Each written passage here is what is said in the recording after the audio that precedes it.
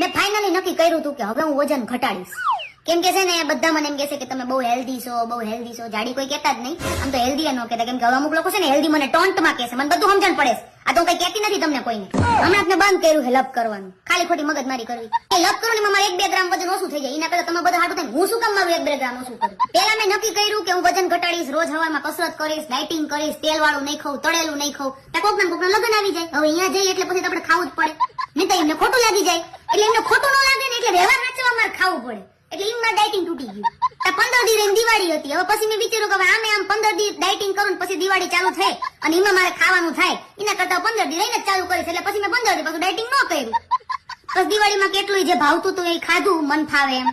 અને પછી પાછું એવું વિચાર્યું હતું દિવાળી પતે આપણે ડાયટિંગ સ્ટ્રિક્ટલી ચાલુ કરી દેશું. ત્યાં પાછા કોકના લગ્ન આવી ગયા. ઈ લગ્ન માંથી આવીને એવું નક્કી કર્યું કે કાલથી સ્ટ્રિક્ટલી ડાયટિંગ ચાલુ કરીશું. અને હવામાં 6 વાગ્યામાં ઉઠીને હાલવા જાય ત્યાં શિયાળો ચાલુ